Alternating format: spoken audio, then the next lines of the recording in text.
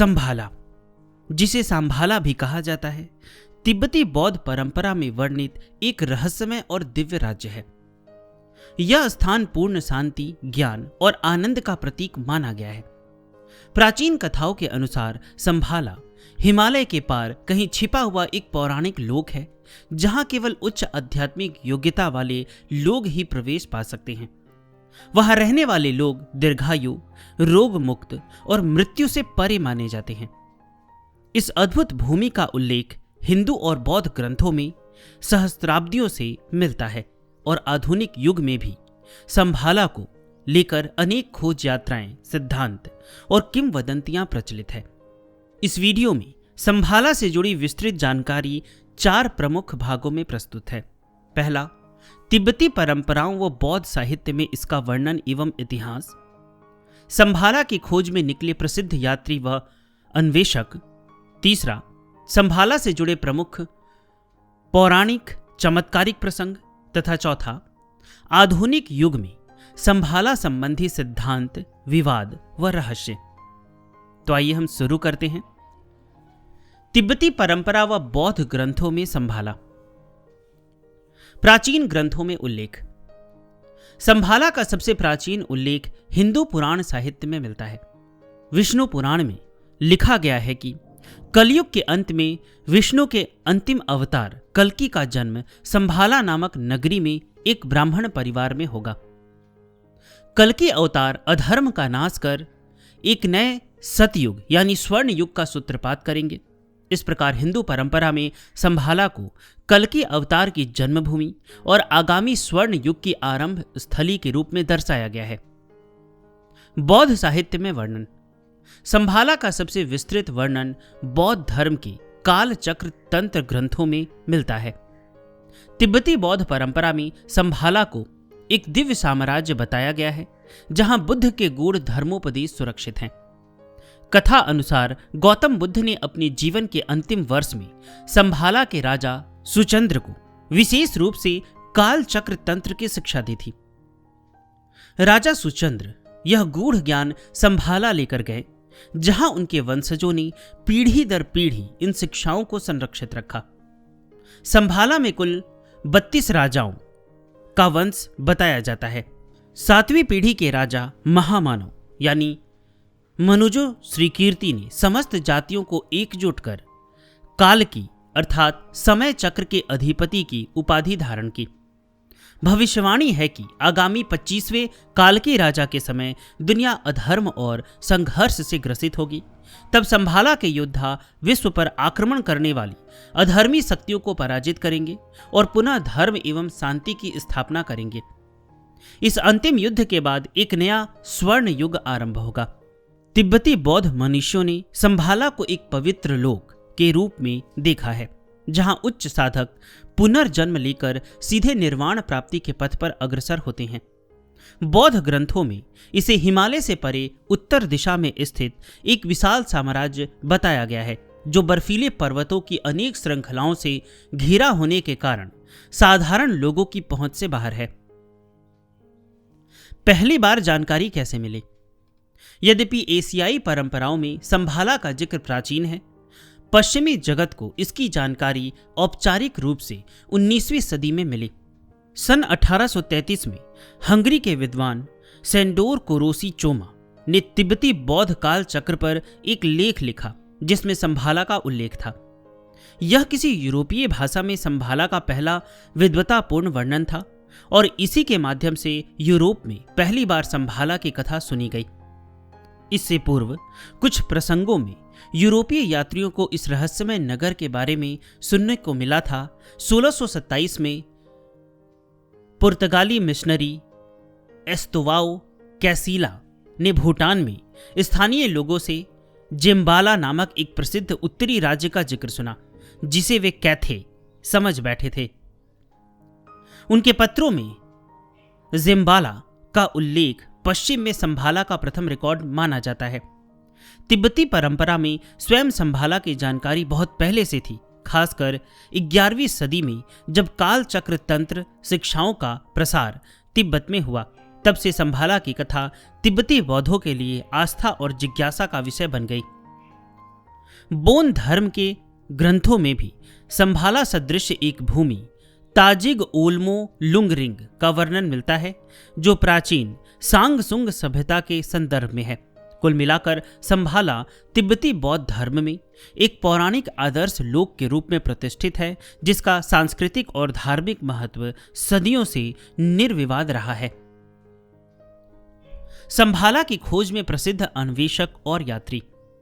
संभाला की रहस्यपूर्ण चमक ने सदियों से न केवल तिब्बती संतों व लामाओं बल्कि पश्चिमी खोजकर्ताओं को भी आकर्षित किया है। कई लोगों ने इसे वास्तविक स्थान मानकर इसे खोजने के रोमांचक किंतु कठिन अभियान किए। आगे आप कुछ प्रमुख तिब्बती एवं पश्चिमी यात्रियों का विवरण सुनेंगे जिन्होंने संभाला की खोज या उससे संबंधित यात्राएं की। एस्तवाओ कैसिला, पुर्तगाली मिशनरी, 1627 से 30, भारत में तिब्बत जाने वाले प्रथम यूरोपीय यात्री दल में शामिल। भूटान में स्थानीय राजा से रहस्यमय राज जिम्बाला यानी संभाला का उल्लेख सुना और उसे कैथे यानी चीन समझा। संभाला को खोजने की आस में भूटान से आगे तिब्बत के सिगात्से तक पहुंचे। मार्ग में कठिन पर्वतीय रास्तों का सामना किया। सिगात्से में कुछ समय बाद बीमारी से उनका निधन हो गया। सांडोर कोरोसी चोमा, 1820 से 1842, हंगरी से एशिया आकर तिब्बती बौद्ध ग्रंथों का अध्ययन किया। 1820 के दशक में लद्दाख व जस्कार में लामाओं से शिक्षा ली और तिब्बती बौद्ध साहित्य पर शोध किया। उन्हें उम्मीद थी कि शायद मध्य एशिया में उनके जातीय मूल का रहस्य या संभाला का सच मिलेगा। 1833 में कालचक्र तंत्र पर लेख लिखकर संभाला की चर्चा यूरोप में कराई। 1842 में एक अंतिम खोज यात्रा के दौरान जाते हुए देहरादून मार्ग पर उनका देहांत हुआ। HP ब्लावत्स्की, 1856-1860 के दशक, थियोसॉफी मत की संस्थापक ब्लावत्स्की ने युवावस्था में भारत तिब्बत की यात्राएं की। कहा जाता है कि 1856 में वे संभाला की खोज में हिमालय पहुंची थी। ब्लावत्स्की ने दावा किया कि उन्होंने तिब्बत में छिपे महान सिद्ध महात्माओं से दिव्य संपर्क स्थापित किया और टेलीपैथी द्वारा संभाला के अधिपतियों से संवाद किया।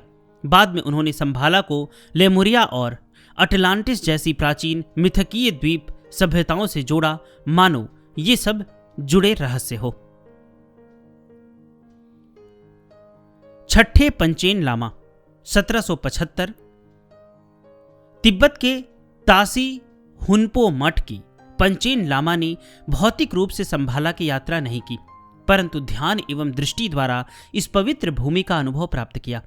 1775 में उन्होंने संभाला यात्रा मार्गदर्शन नामक एक तिब्बती पुस्तक लिखी, जिसमें संभाला तक पहुंचने के मार्ग, आध्यात्मिक संकेतों सहित का वर्णन है। यह ग्रंथ तिब्बत में अत्यंत लोकप्रिय हुआ और कई लोग इसे पढ़कर संभाला के सपनों में दर्शन करने का प्रयास करते हैं।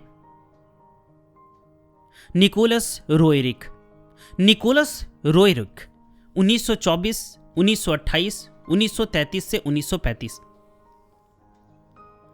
निकोलस व उनकी पत्नी हेलेना ने मध्य एशिया और तिब्बत में विस्तृत यात्रा का नेतृत्व किया, जिसका उद्देश्य संभाला के रहस्य को खोजना था। 1924 से 28 के एशिया अभियान में उन्होंने 30 से अधिक दुर्गम पर्वत दर्रे पार किए। यात्रा के दौरान कई बार उनका दल अज्ञात परिस्थितियों में लापता सा भी हुआ, लेकिन अंततः सुरक्षित लौटा। रोएरिक लिखते हैं कि एक तिब्बती लामा ने उनसे कहा, महान संभाला पृथ्वी पर नहीं, बहुत दूर स्वर्गीय लोक में है। किंतु इसके बावजूद वे नहीं रुके। एक पर्वतीय घाटी में उन्होंने संभाला के द्वार समान एक दर्रा पाया, किंतु वह पत्थरों से बंद था। 1933 से 35 में रोएरिक ने मंगोलिया मानचूरिया में एक और अभियान चलाया, जहां अल्ताई पर्वत में बेलुखा शिखर को संभाला का द्वार माना जाता है। फर्डिनांड ओसेंडोवस्की, 1920 से 1921, रूसी क्रांति के बाद ओसेंडोवस्की मध्य एशिया से होते हुए मंगोलिया तक भागे। मंगोलिया में घुमंतू लामाओं और मंगोल खानों के बीच रहते हुए उन्होंने एक भूमिगत रहस्यमय साम्राज्य अघर्ती के बारे में सुना। वहां के लामा इसे धरती के भीतर स्थित संभाला का ही रूप मानते थे। कथाओं के अनुसार गुप्त अघरता साम्राज्य के शक्तिशाली राजा को विश्व का अधिपति कहा जाता है। संकट के समय पृथ्वी की सतह पर प्रकट होकर धर्म की रक्षा करेंगे। ओसेंडो वस के इन प्रसंगों से अत्यंत प्रभावित हुए। नाजी तिब्बत अभियान 1930 के दशक एडोल्फ हिटलर और नाजी नेतृत्व संभाला व अघरटा की कथा में गहरी रुचि रखते थे। हिटलर के आदेश पर 1930 के दशक में तिब्बत को कई गुप्त अभियानों के लिए चुना गया। विशेष रूप से 1938-39 में एसएस अधिकारी अर्नस्ट सैफर के नेतृत्व में एक अभियान तिब्बत भेजा गया। आधिकारिक रूप से यह मानवशास्त्रीय और भूवैज्ञानिक अन्वेषण था, किंतु अनेक इतिहासकारों का मत है कि इसका छिपा उद्देश्य संभाला या अघरता जैसे स्थानों से संपर्क साधना था। नाजियों को उम्मीद थी कि संभाला की गुप्त शक्तियां आर्य जाति की श्रेष्ठता सिद्ध करने या अति मानव शक्तियां प्राप्त करने में सहायक होगी। आपने यहां पे जो भी सुना उसके अलावा और भी कई लोगों ने संभाला की खोज या वहां पहुंचने का दावा किया है। उदाहरण के लिए 1880 के दशक में जापानी भिक्षु एकाई कवागुची और बंगाली पंडित शरद चंद्र दास ने तिब्बत की यात्राओं के दौरान संभाला की जानकारी एकत्र की थी। 20वीं सदी में तिब्बती योगी कभी कभार ध्यान द्वारा संभाला के दर्शन का दावा करते रहे। 1960 के दशक में नेपाल भूटान सीमा पर एक लामा तुरसुक लिंगपा ने संभाला सदृश एक छिपी हिमालयी घाटी यानी ज्ञानगंज का द्वार खोलने का प्रयत्न किया था। इसे दूर स्वर्ग नामक अभियान कहा गया। हाल के समय में 2007 में लेखक पैट्रिक सिम्स ने प्राचीन ग्रंथों के आधार पर मध्य एशिया में संभाला खोजने का प्रयास किया। उनका 5471 किलोमीटर लंबा सफर अंततः निष्फल रहा और स्थानीय लोगों ने इसे एक कपोल कल्पना मानकर उनका परिहास किया। इन उदाहरणों से स्पष्ट है कि संभाला की खोज भौतिक यात्रा से अधिक आध्यात्मिक खोज का विषय बन चुकी है। संभाला की प्रमुख पौराणिक एवं चमत्कारिक कथाएं। संभाला से संबंधित अनेक दंत कथाएं और चमत्कारिक प्रसंग तिब्बती एवं एशियाई लोकमानस में प्रचलित है, जिन्होंने इसे लगभग एक आदर्श लोक का दर्जा दिया है। कुछ प्रमुख कथाएं इस प्रकार है। संभाला की स्थापना और काल चक्र का प्रसार। बौद्ध मान्यता के अनुसार बुद्ध ने मगध में काल चक्र तंत्र का उपदेश विशेष रूप से संभाला नरेश सुचंद्र को दिया था। सुचंद्र यह ज्ञान लेकर संभाला लौटा और वहीं काल चक्र परंपरा की स्थापना हुई। एक अन्य कथा में संभाला की शुरुआत 150 ईसा पूर्व मानी गई है, जब उत्तर के राजा मनुजु श्री कीर्ति ने अपने राज्य में सूर्य पूजा छोड़कर नए धर्म बौद्ध मत को अपनाने का आग्रह किया। जो लोग नहीं माने उन्हें राज्य से निष्कासित कर दिया गया और उन्होंने ही आगे चलकर संभाला नामक अद्भुत राज्य बसाया। इन कथाओं में संभाला को धर्म और अध्यात्म की रक्षा हेतु स्थापित पवित्र भूमि बताया गया है। संभाला का पृथ्वी पर छिपा होना। मान्यता है कि संभाला भौतिक दुनिया में कहीं न कहीं स्थित है, पर आम आंखों से ओझल है। इसे हिमालय या तिब्बत के दुर्गम पहाड़ों के पीछे छिपा बताया जाता है। कहते हैं 8 बर्फीली पर्वत श्रृंखलाएं इसे चारों ओर से घेरे हुए है, जिनके भीतर संभाला का सुखी राज्य फल फूल रहा है। कुछ कथाओं में इसे कुनहुन पर्वतों के बीच बताया गया, जो कुछ में कैलाश पर्वत के निकट। तिब्बती योगियों का मानना था कि केवल शुद्ध हृदय और उच्च योग साधना वाले व्यक्ति को ही उस गुप्त मार्ग का ज्ञान हो सकता है जो संभाला तक जाता है। सामान्य यात्री भटक कर लौट आते हैं या मार्ग ही नहीं ढूंढ पाते। ऐसी भी लोक कथा है कि कभी कभी अनजान यात्री को दूर पहाड़ों में स्वर्णिम नगर की झलक मिलती है, पर पास पहुंचते ही वह अंतर्धान हो जाता है, मानो संभाला ने स्वयं को छुपा लिया हो। इसे दैवी मृग तृष्णा या संभाला का मायावी प्रकटन कहा गया है। स्वप्न एवं ध्यान द्वारा यात्रा। भौतिक मार्ग से बढ़कर तिब्बती परंपरा में संभाला तक पहुंचने के आध्यात्मिक मार्गों पर जोर दिया गया है। महान संत स्वप्न, ध्यान और योग बल से संभाला का दर्शन करते आए हैं। स्वयं पंचम दलाई लामा 17वीं सदी ने वर्णन किया है कि एक बार स्वप्न में एक नृत्यरत कन्या ने उन्हें संभाला जाने का मार्ग दिखाया था। बहुत से लामा संभाला प्रार्थना का अभ्यास करते हैं, जिसके द्वारा वे अगले जन्म में संभाला में जन्म लेने या ध्यानावस्था में वहां पहुंचने की कामना करते हैं। कहा जाता है कि जो साधक गहन ध्यान में पूर्ण सिद्धि प्राप्त कर लेता है, उसके लिए संभाला के द्वार स्वयमेव प्रकट हो सकते हैं। संभाला को कुछ विद्वानों ने एक आंतरिक चेतना की अवस्था से भी जोड़ा, अर्थात यह किसी भौगोलिक स्थान के बजाय मानव हृदय में ही पाया जाने वाला निर्मल अंतःलोक है। अमरता और दिव्यता का लोक। संभाला की सबसे चमत्कारिक विशेषता वहां के निवासियों का अमरत्व है। बौद्ध और हिंदू दोनों परंपराओं में इस बात पर जोर दिया जाता है कि संभाला में रोग, दुख और मृत्यु का नामो निशान नहीं। तिब्बती किंवदंती कहती है कि वहां के लोग प्राचीन ज्ञान एवं विज्ञान में प्रवीण हैं, उनकी आयु बहुत लंबी है और वे दिव्य शक्तियों का उपयोग करते हैं। कुछ कहानियों में संभाला को पृथ्वी का स्वर्ग कहा गया है, जहां समाज पूर्णतः सदाचारी और समृद्ध है। यह थीम आधुनिक साहित्य में सांग्रीला की अवधारणा बनकर उभरी जेम्स हिल्टन के प्रसिद्ध उपन्यास लॉस्ट होराइजन, जो 1933 में प्रकाशित हुई थी। इसमें एक हिमालयी घाटी के छुपे स्वर्ग सांग्रीला का चित्रण वास्तव में संभाला की लोक कथाओं से प्रेरित था। भावी युद्ध और कल्कि राजा का प्राकट्य। संभाला की सबसे प्रचलित पौराणिक भविष्यवाणी एक आगामी महान युद्ध से जुड़ी है। मान्यता है कि कलयुग के अंत में जब पूरी दुनिया अधर्म, अत्याचार और आध्यात्मिक पतन के अंधकार में डूब जाएगी, तब संभाला का द्वार प्रकट होगा। उस समय संभाला के अंतिम अर्थात 25वें कल्कि राजा विशाल सेना के साथ प्रकट होंगे। इस सेना में संभाला के सिद्ध योद्धा और असंख्य सहयोगी होंगे, जिनमें तिब्बती वीर नायक गेसर ऑफ लिंग का पुनरागमन भी कहा जाता है। यह दैवी सेना दुनिया के अधर्म राजाओं और कलयुग के अंधकार की शक्तियों का संहार करेगी। अंतिम कल्कि राजा को कभी कभी मैत्रेय बुद्ध का अवतार भी कहा जाता है। इस निर्णायक युद्ध के बाद संसार में पुनः धर्म, शांति और सत्य का स्वर्ण युग आरंभ होगा। आधुनिक युग में संभाला, सिद्धांत, विवाद और रहस्य। वर्तमान युग में संभाला के संदर्भ में कई सिद्धांत और विमर्श उभरे हैं। क्या यह एक वास्तविक भौगोलिक स्थान है या केवल मेटाफोर? क्या किसी ने वास्तव में इसे पाया या यह आध्यात्मिक चेतना का प्रतीक भर है? साथ ही 19वीं 20वीं सदी में विभिन्न राजनीतिक और गुप्तवादी विचारधाराओं ने संभाला की कथा को अपने ढंग से अपनाया, जिससे कई विवाद और रहस्य जुड़े। मुख्य आधुनिक प्रसंग कुछ इस प्रकार है। स्थानीयकरण के प्रयास और भौगोलिक सिद्धांत।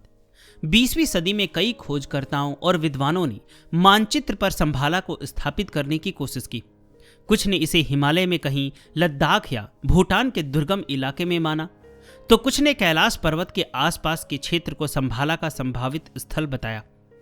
प्राचीन सांगसुंग सभ्यता के ग्रंथों के आधार पर कुछ विद्वान संभाला को पश्चिमी तिब्बत के निकट, यानी वर्तमान पाकिस्तान में स्थित बताते हैं। वहीं अन्य मतानुसार संभाला मध्य एशिया में कहीं पामीर या तियासान पहाड़ों के परे उत्तरी अफगानिस्तान या खेतान के आसपास रहा होगा। साइबेरिया और मंगोलिया की लोक कथाओं में इसे अल्ताई पर्वत क्षेत्र से जोड़कर देखा गया।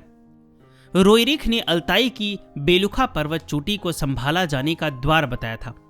यहां तक कि कुछ चीनी शोधकर्ताओं ने सिनजियांग प्रांत और किर्गिस्तान के पर्वतीय इलाकों को प्राचीन संभाला का स्थान माना है। हालांकि इन भौगोलिक अनुमानों में काफी भिन्नता है। एक मत यह भी कहता है कि संभाला भूतल पर नहीं बल्कि भूमिगत है। यह विचार पश्चिमी गुप्तचर में अघरता या हॉलो अर्थ सिद्धांत से जुड़ा, जिसमें माना जाता है कि पृथ्वी खोखली है और उसमें अंदर एक संपूर्ण लोक बसा है। 1870 से 80 के दशक में कुछ उपन्यासों जैसे एडवर्ड वुल्वर लिटिन का द कमिंग रेस ने एक भूमिगत महाशक्ति और अज्ञात प्रजाति का वर्णन किया जो बाद में संभाला अघहरता से जोड़ा गया। वस्तुतः ओशेंडो वश्की द्वारा वर्णित अघहरता का राजा और सेनाएं अंततः धरती पर प्रकट होकर दुनिया को बचाएंगी, यह थीम संभाला की कल की भविष्यवाणी से मेल खाती है। इन तमाम सिद्धांतों ने संभाला की गुत्थी को और पेचीदा बनाया है। राजनीतिक और सैन्य उपयोग। आश्चर्यजनक रूप से संभाला की धार्मिक कथा का इस्तेमाल 20वीं सदी में राजनीतिक रणनीतियों के लिए भी हुआ। विशेषकर मंगोलिया, तिब्बत और रूस में इसे अलग अलग उद्देश्यों से अपनाया गया। अगवान दोरजीएव नामक मंगोल भिक्षु जो 13वें दलाई लामा के गुरु थे, ने 1890 के दशक में रूस और तिब्बत के बीच कूटनीतिक सेतु बनाने हेतु संभाला मिथक का सहारा लिया। दोरजीएव ने रूसी जार निकोलस द्वितीय को उत्तरी संभाला का राजा और बौद्ध धर्म के रक्षक के रूप में प्रस्तुत किया। उन्होंने दलाई लामा को विश्वास दिलाया कि रूस ही वह दिव्य उत्तरी शक्ति है जो तिब्बत को ब्रिटिश अथवा चीनी आक्रमण से बचा सकती है, बिल्कुल जैसे संभाला भविष्यवाणी में कल्कि राजा धर्म की रक्षा करते हैं। परिणाम स्वरूप कुछ समय के लिए तिब्बती नेतृत्व ने रूस से सहायता की आशा बांधी। सेंट पीटर्सबर्ग में 1909 में दोरजीएव की पहल पर एक कालचक्र मंदिर, बौद्ध मंदिर भी बना, जिसे प्रतीकात्मक रूप से संभाला माना गया। उधर 1910 से 20 के दशक में मंगोलिया में धर्म युद्ध जैसी भावना जगी जब बारून अनगरन स्टर्नबर्ग जैसे रूसी मंगोल सेनानियों ने खुद को संभाला के युद्ध का नायक माना और बोल्शेविकों व चीनी सेना के विरुद्ध लड़ाई को धर्म युद्ध का रूप देने का प्रयत्न किया। इन घटनाओं से संभाला की कथा किंवदंती से बढ़कर जटिल राजनीतिक औजार बन गई। नाजी तथा सोवियत रहस्यवाद। यूरोप में संभाला का विचार गुप्तवादी समाजों को भी आकर्षित कर रहा था। जर्मनी में थूले सोसाइटी और नाजी नेतृत्व ने आर्य जाति के आदिम स्रोत की खोज में, साथ ही प्राच्य रहस्यों की खोज में संभाला पर ध्यान दिया। हिटलर के विशेष आदेश पर हेनरिक हिमलर ने एक संस्था एहनिर्बे बनाई जो प्राचीन संस्कृति और पराविज्ञान पर शोध करे। माना जाता है कि इसी के अंतर्गत तिब्बत एक्सपेडिशन भेजे गए ताकि संभाला या अघहरता से संपर्क कर तथाकथित अति मानवीय शक्तियां हासिल की जा सके।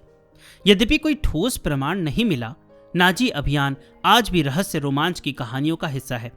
दूसरी ओर सोवियत रूस में भी कुछ क्रांतिकारी और वैज्ञानिक संभाला में दिलचस्पी ले रहे थे, पर उनका उद्देश्य भिन्न था। सोवियत गुप्त पुलिस के अधिकारी ग्लेब बोकी और शोधार्थी अलेक्जेंडर बारचेको ने 1920 के दशक में साम्यवाद सिद्धांत और बौद्ध कालचक्र शिक्षाओं के समन्वय पर प्रयोग किए। वे मानते थे कि संभाला की ज्ञान परंपरा में मानव मन को रूपांतरित करने की चाबी मिल सकती है, जिससे एक आदर्श साम्यवादी समाज बनाया जा सके। कहा जाता है कि उन्होंने बौद्ध योगियों से मिलकर गुप्त प्रयोगशाला में ध्यान और मानसिक ऊर्जा पर अनुसंधान किया। हालांकि बारचेंको का तिब्बत जाने का सपना पूरा नहीं हुआ। उन्हें 1938 में स्टालिन के दौरे में गिरफ्तार करके मार दिया गया। पर यह प्रकरण दिखाता है कि संभाला की परिकल्पना ने भौतिकवादी सोवियतों को भी उतना ही मंत्रमुग्ध किया था जितना अध्यात्मवादी थियोसॉफिस्टों को। आध्यात्मिक एवं न्यू एज व्याख्या। आधुनिक काल में तिब्बती आध्यात्मिक गुरुओं और न्यू एज आंदोलनों ने संभाला को भौतिक स्थान के बजाय आंतरिक ज्ञान का प्रतीक बताने पर जोर दिया है। स्वयं 14वें दलाई लामा ने 1985 में बोधगया में कालचक्र दीक्षा के दौरान स्पष्ट कहा कि संभाला कोई भौतिक स्थान नहीं है जिसे हम खोज सके। यह एक आध्यात्मिक लोक है जिसे केवल विशेष आत्मिक यात्रा द्वारा पाया जा सकता है।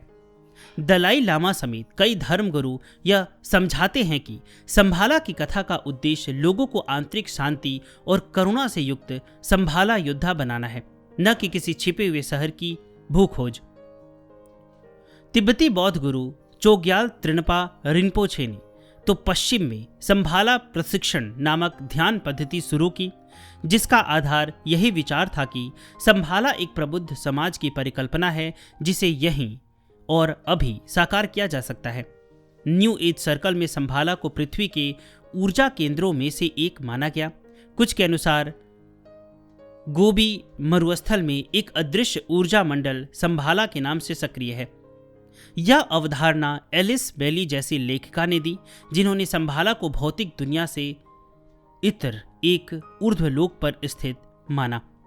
भारत में भी संभाला की धारणा ने ज्ञानगंज या सिद्धाश्रम नामक अवधारणा का रूप ले लिया है।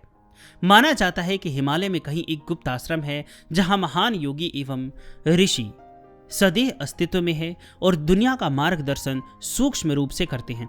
कई भारतीय साधक तिब्बत के कैलाश क्षेत्र को ज्ञानगंज या संभाला का समीपवर्ती स्थान मानते हैं।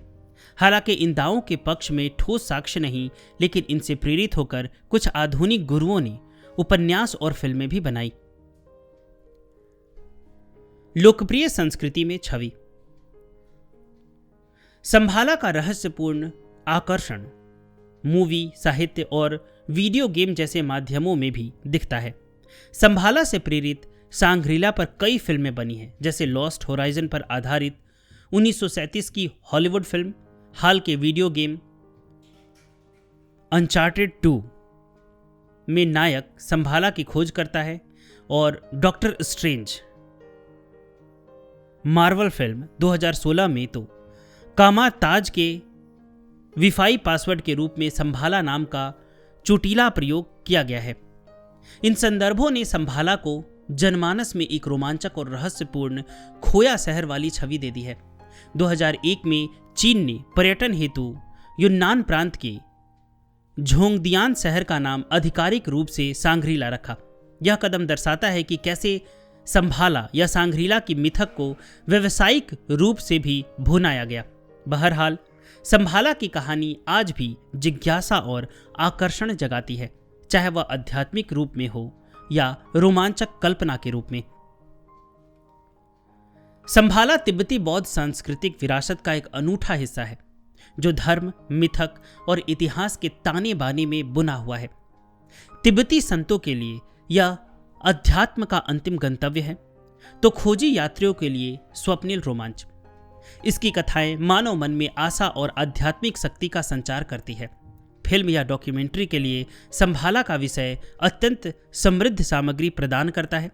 प्राचीन ग्रंथों की भविष्यवाणियां, हिमालय की दुर्गम यात्राएं, संतों के चमत्कार, राजनेताओं की चालें और आधुनिक कल्पनाओं की उड़ान, ये सब मिलकर संभाला की गाथा को जीवंत करते हैं। आखिर में संभाला का वास्तविक रहस्य शायद यही है कि वह बाहरी दुनिया में मिले न मिले, हमारे हृदय में शांति, करुणा और ज्ञान का एक संभाला बस रखता है, और मानवता को यही संदेश इस रहस्यमय भूमि की कथा सदियों से देती आ रही है। आशा करता हूं कि आपको यह रिसर्च रिपोर्ट अच्छा लगा होगा। अब आगे मैं कुछ और भी बातें आप लोगों को बताना चाहता हूं। इसे तो मैंने जो भी जानकारी इंटरनेट पे दी गई है, बहुत सारे सोर्स से उसे लेकर बनाया था, जो इतिहास में दर्ज है संभाला के बारे में। अब मैं आपको एक बात बताता हूं।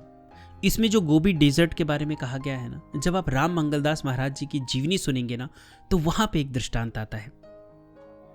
इसमें बहुत ऐसी बातें हैं जो खोजी दल थे, वो खोज रहे थे लेकिन उनको नहीं मिला।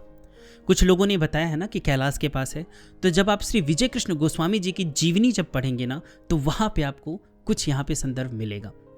तो ऐसे अगर हम संतों की चरितावली सुने या पढ़ें, तो हमको वहां से जानकारी मिल सकती है। अगर आप इंटरेस्टेड हो, खोजना चाहते हो, तो आप अपने स्तर से रिसर्च कर सकते हो, खोज सकते हो। लेकिन मैं आप लोगों से विनम्र निवेदन करूंगा कि आप YouTube पे जो भी सुनते हैं कि इस क्षेत्र में संभाला है या ज्ञानगंज है, तो बस उसी आधार पे आप वहाँ ना चले जाएं। क्योंकि मैं आपको बता देना चाहता हूँ कि अभी आप अगर भक्त बाबा की जीवनी सुने होंगे, तो अभी तक तो आप लोगों ने यही सुना था ना कि हिमालय में बहुत सारे सिद्ध संत रहते हैं, वहाँ पे सिद्धाश्रम है, हम अगर चले जाएंगे, खो भी जाएंगे, तो सिद्ध संत हमें बचा लेंगे, हम किसी न किसी तरह सिद्धाश्रम पहुँच जाएंगे। लेकिन भक्त बाबा की जीवनी में आप लोगों ने ये सुना, नहीं सुना तो आप सुन लीजिएगा, मैंने बनाया है, कि जब वो हिमालय में खो गए थे ना, तो एक ऐसी प्रजाति भी मिली जो आदमखोर थे, जो आदमियों को खाते थे। ये दो लोग पकड़े गए थे और दोनों को बांध दिया गया था और नीचे आग जला के उन्हें पकाया जा रहा था। ये किसी तरह गलती से भाग गए थे।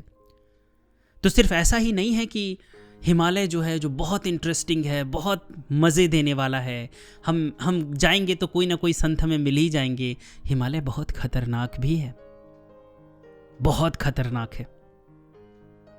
तो इसीलिए सिर्फ वीडियो सुन के आप दौड़ मत पड़ना कि मुझे जाना है, मैं खोजना चाहता हूँ, बस किताब एक पढ़ लिया और चले गए सिद्धाश्रम खोजने के लिए। अपनी तरफ से आप प्रॉपर रिसर्च कर लो।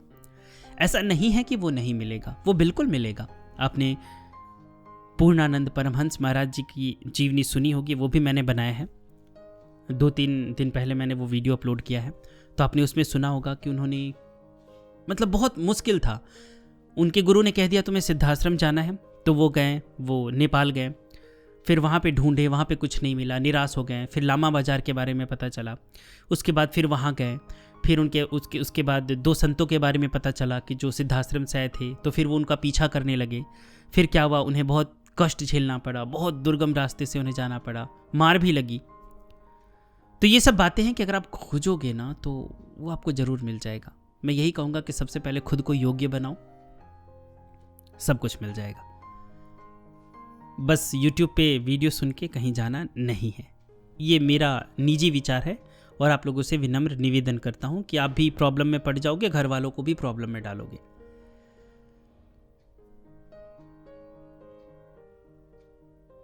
एक और विनम्र निवेदन, अगर आप मुझे सपोर्ट करना चाहते हो तो आप हमारे पेड ग्रुप्स को ज्वाइन कर सकते हो।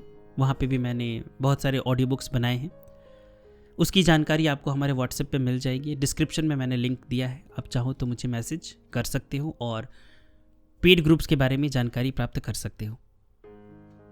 बहुत बहुत धन्यवाद।